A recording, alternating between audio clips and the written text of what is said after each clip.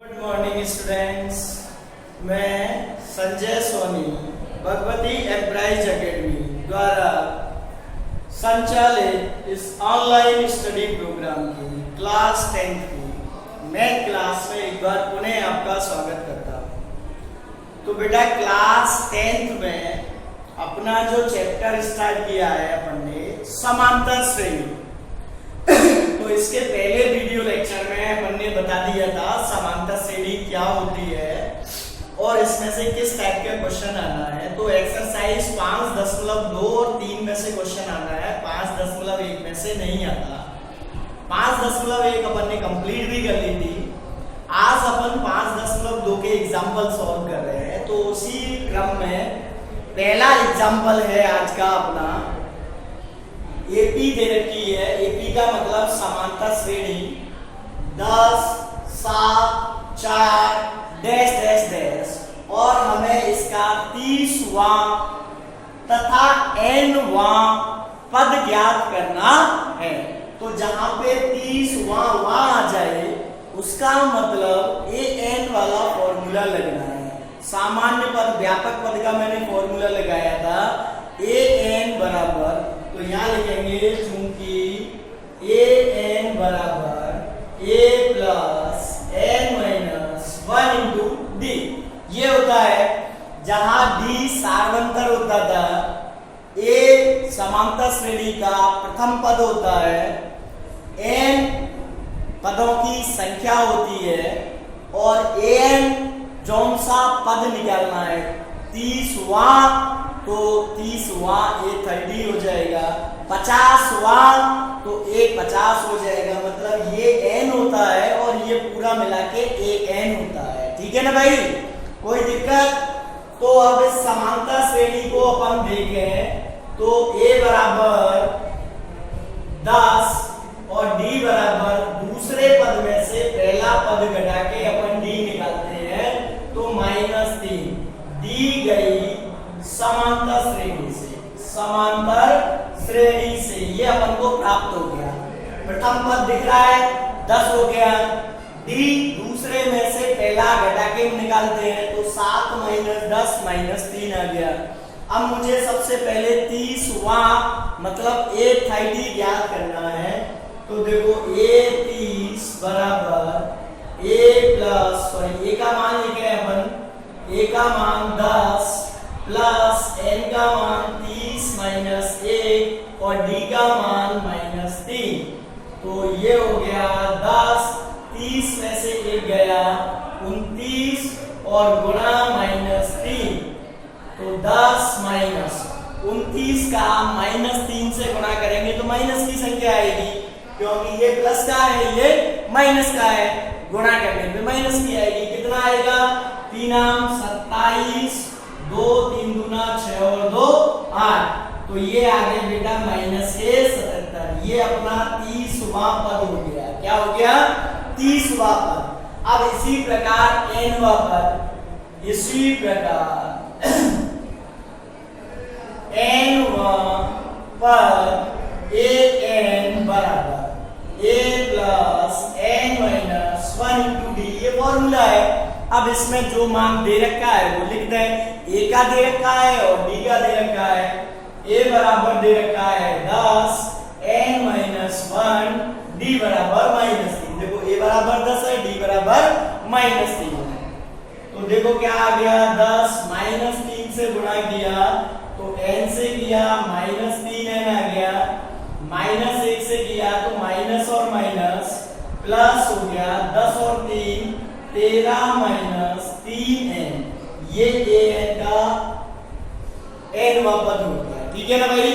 an मतलब nवें पद का मान आ गया। an का मान मतलब nवें पद का मान। कोई दिक्कत? अब अगला एग्जांपल देखें अपन।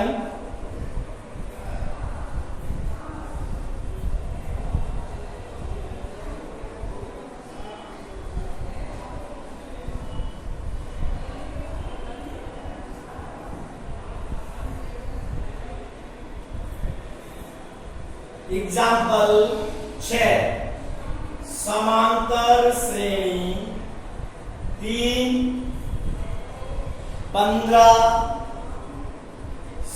28 39 डैश डैश डैश का कौन सा पद 639 है? 639 है। ध्यान से सुनना बेटा, इसी प्रकार के 3 क्वेश्चन दे रखे हैं। समांतर श्रेणी दे रखी होगी का कौन सा पद शून्य है, क्या कौन सा पद प्रथम ऋणात्मक है, क्या इस श्रेणी में 639 आएगा। यानी क्वेश्चन एक ही है, उसकी केवल लैंग्वेज अलग अलग है। क्या 639 समांतर श्रेणी का पद है? तो इस टाइप के सभी सवालों में अपन स्टार्ट करते हैं। माना दी गई समांतर श्रेणी का nवां पद बराबर 639। यदि 0 की बात करें तो 0 लिख देंगे। क्या कौन सा पद 0 होगा? तो 0 लिख देंगे। nवां पद 0 होगा। ठीक है ना भाई? कौन सा पद 639 होगा? तो 639 लिख देंगे। अब nवें पद का फॉर्मूला होता है a plus n minus 1 into D बराबर 639। क्लियर? अब a का मान समांतर श्रेणी में से देख के लिखेंगे अपन। 3 आ गया प्लस n माइनस 1, डी का मान सेकंड पद में से पहला पद घटा के दूसरे में से पहला घटा के, तो 15 माइनस 3 कितना आ गया बेटा? 12 बराबर 639। 3 प्लस 12 से गुणा कर लिया, 12n माइनस 12 बराबर 639। n से किया 12n माइनस 1 से किया माइनस के 12। 3 माइनस 12 माइनस के 9 आएंगे, तो 12n माइनस 9 बराबर 639। माइनस 9 को अपन इधर भेजेंगे, पक्षांतर करेंगे, तो क्या आ जाएगा बोलो? 12n बराबर 639 प्लस 9, 9 9 18 1 4 6, 12n बराबर 648, तो n बराबर 648 बटे 12। अब यहाँ ध्यान से सुनना, अगर ऐसे आ जाए क्या समांतर श्रेणी का कोई पद शून्य होगा या क्या समांतर श्रेणी का कोई पद 639 होगा, तो उसको शुरुआत से ऐसे ही करना है। यदि n का पूर्णांक मान आ जाए जब तो लिख देंगे हाँ समांतर श्रेणी का ये जो n का मान आया है वही पद शून्य होगा, ये 639 होगा। यदि n का मान पूर्णांक नहीं आता है तो लिखेंगे नहीं समांतर श्रेणी का कोई भी पद ये नहीं होगा। तो मैंने 12 से भाग लगाया तो बेटा 12 पंजे 60, 4 बचे 12 चौके 48, n का मान 54 मतलब पूर्णांक आ गया, तो लिखेंगे अतः समांतर श्रेणी का 54वां पद 639 होगा। समझ में आ गई बात कि नहीं आ गई? हाँ कि ना? नेक्स्ट एग्जांपल देखें। हाँ तो स्टूडेंट नेक्स्ट एग्जांपल है 7। 6 वाला एग्जांपल इजी है, वो सेम है। उसमें एक समांतर श्रेणी दे रखी है और लास्ट में पद दे रखा है अंतिम पद और पदों की संख्या पूछी है। तो सेम प्रोसेस है, जो अंतिम पद दे रखा है उसको nवां पद मानकर n का मान निकाल देना। माना जो अंतिम पद दे रखा है मान लो 239 दे रखा है, तो 239 nवां पद है समांतर श्रेणी का, तो an का फॉर्मूला लगा के आप n का मान निकाल दोगे जैसे अभी निकाला था, तो जो n का मान आएगा वही पदों की संख्या हो जाएगी। ठीक है ना भाई?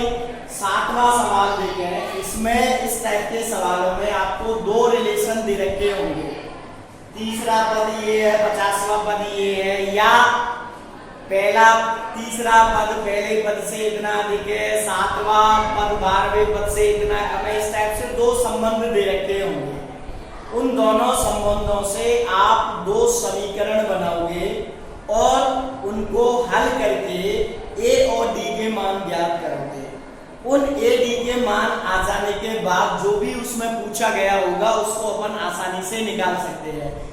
एपी वाले किसी भी सवाल में यदि अपने पास ए और डी है तो अब जो भी वो पूछ रहा है वो लगभग अपन निकाल सकते हैं, ठीक है ना भाई, कोई समस्या नहीं आती है।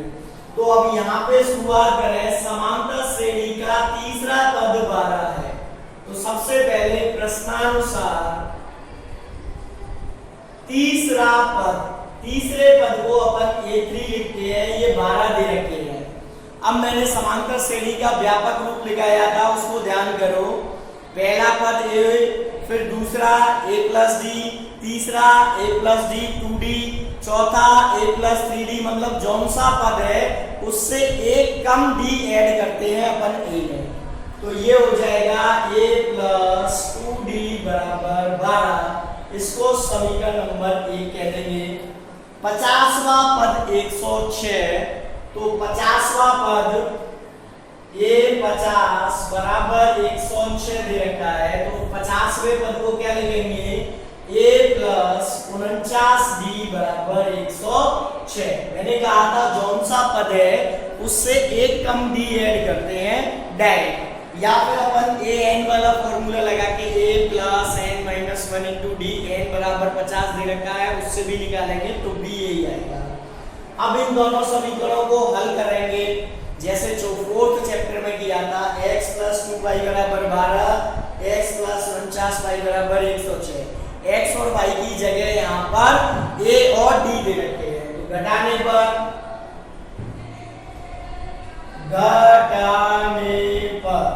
ये माइनस, ये भी माइनस, ये भी माइनस, तो ये कैंसिल हो गया। 2d प्लस के माइनस के 49d, तो माइनस के 47d बचेंगे, माइनस के 47d, और 106 में से 12 घटाएंगे माइनस के, तो 94 बचेंगे, तो d बराबर निकालेंगे 2 आ जाएगा। d का मान समीकरण 1 में लिखोगे, d का मान समीकरण 1 में रखने पर क्या आ जाएगा?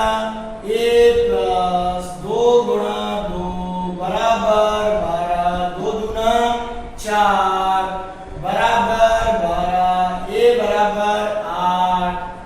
a बराबर कितना आ गया बेटा? 8। अब कौन सा ज्ञात करना है? 29वां पद। अतः समांतर श्रेणी का 29वां पद A 29 बराबर, जैसे 50 के लिए एक कम D ऐड किया था ऐसे ही इसके लिए एक कम D, मतलब A प्लस 28D। A का मान 8 आ गया, 28, D का मान 2 आ गया, 8 प्लस 28 दूना 56, 56 और 8 64। ये आंसर आ जाएगा अपने 29वें पद का, ठीक है ना भाई, कोई दिक्कत? नेक्स्ट एग्जांपल देखें। नेक्स्ट एग्जांपल 9 है। 8वां एग्जांपल सेम है क्या? जैसे मैं पहले बता रहा था, क्या एक समांतर श्रेणी दे रखी है का पद 184 या माइनस 184 जो भी है, तो उसको उल्टा करके चलते हैं। माना समांतर श्रेणी का nवां पद जो भी पूछा है उसको लिख देंगे और n का मान निकाल देंगे। यदि n का मान पूर्णांक आता है तो लिख देंगे हाँ दी गई समांतर श्रेणी का n का जो भी मान आया ये वाला पद ये होगा, ठीक है ना भाई।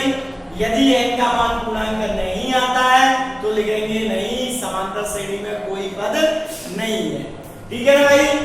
अब आगे एग्जांपल नंबर 9। ये सवाल ठीक ठाक है, 2 अंकों की या 3 अंकों की या ऐसे बोल दे 250 से 1000 के बीच में, 3 से विभाजित, 7 से विभाजित, 11 से विभाजित, कुछ भी पूछ सकता है, ठीक है ना भाई। तो इसके लिए अपन थोड़ा सा सोचते हैं। 2 अंकों की संख्याएं पूछी हैं, तो 2 अंकों की संख्याएं 10 से प्रारंभ होती हैं। कहां से? 10 से, और 99 पे खत्म हो जाती हैं। 10, 11, 12, 13, 14, 15। अब इनमें से ऐसी संख्याएं छांटनी है जिनमें 7 का पूरा पूरा भाग चला जाए। तो पहली संख्या अपन सोचते हैं थोड़ा सा, 10 में 7 का भाग पूरा पूरा नहीं जा रहा, 7 एकम 7, 3 क्या बच रहा है? शेषफल। 11 में भी नहीं जा रहा, 12 में भी, तो पहली संख्या डायरेक्टली निकल के आती है 14। तो ऐसे पहली संख्या निकालोगे यार, सॉल्यूशन देखना। पहली 2 अंकों की, पहली 2 अंकों की संख्या जो 7 से विभाजित है, विभाजित है, बराबर होगी 14। होगी कि नहीं भाई? कोई दिक्कत? हाँ के ना? चलो, अब दूसरी संख्या के लिए ज्यादा दिमाग नहीं लगाना है। अगर 7 से विभाजित निकालनी है तो 7 जोड़ते जाओ, 11 से विभाजित निकालनी है तो 11 जोड़ते जाओ, 3 से विभाजित निकालनी है तो 3 जोड़ते जाओ। ठीक है ना भाई? फिर अपन दूसरी संख्या लिखेंगे। दूसरी 2 अंकों की संख्या जो 7 से विभाजित है, तो 14 और 7 21 हो जाएगी। फिर ऐसे ही तीसरी निकालेंगे तो फिर 7 जोड़ दिया, 28 हो जाएगी। फिर डैश डैश डैश लगा के अंतिम लिख दोगे। क्या लिख दोगे बेटा? अंतिम 2 अंकों की, अंतिम 2 अंकों की संख्या जो 7 से विभाजित है। अब ध्यान से सुनो, अभी मैंने क्या बताया था कि 2 अंकों की संख्याएं 10 से प्रारंभ हो रही हैं और अंत कहां पे हो रही हैं? 99 पे, क्योंकि 99 के बाद 103 अंक की हो जाएगी। तो अब पीछे से चेक करेंगे क्या 7 से विभाजित है। तो 99 में भाग लगाया 7 से, देखो 7 एकम 7, 2 बचा, 7 चौक 28, 1 बचा, नहीं जा रहा। तो 99 से पहले कौन सी आएगी? 98, उसको चेक कर लो। 7 एकम 7, 7 चौका 28, पूरा पूरा चला गया, तो अंतिम संख्या मिल गई 98। लिख दोगे 98, डैश डैश डैश। यहां तक का काम सोच के करना है, ठीक है ना भाई? पहली संख्या सोचनी है और अंतिम सोचनी है। बीच वाली संख्या तो जिससे विभाजित निकाल रहे हैं वो जोड़ा ही तो है मैंने, और क्या किया है बताओ? पहली संख्या सोच ली, 14 आ गई। फिर 7 से विभाजित निकाल रहा हूं तो 7 जोड़ दिए, बाकी की 2 संख्या। अंतिम संख्या के लिए पीछे से चेक करना स्टार्ट कर दिया। पहली संख्या के लिए तो शुरुआत से चेक करो, 3 अंक की पूछ रहा है तो शुरुआत से 3 अंक की 100 हो गई, 100, 101, 102, ऐसे चेक करते जाओ, कभी ना कभी तो आ जाएगी। और अंत से लिए तो 3 अंक की 999 हो गई, पीछे से चेक करते लाओ, 999, 999, 900, कोई ना कोई तो विभाजित होगी। ठीक है ना भाई? बीच की संख्या है पर लिख ही देते हैं। ये संख्याएं 14, 21, 28, डैश डैश डैश 98 एक समांतर श्रेणी का निर्माण करते हैं। ठीक है ना भाई? अतः माना समांतर श्रेणी का n वां पद 98 है। मुझे अब क्या करना है कि समांतर श्रेणी में कितने पद है। मैंने ये सभी 7 से विभाजित होने वाली संख्या लिख ली 2 अंकों की। अब मुझे ये तो बताना है कितनी संख्याएं हैं, तो मतलब इस समांतर श्रेणी में कितने पद हैं।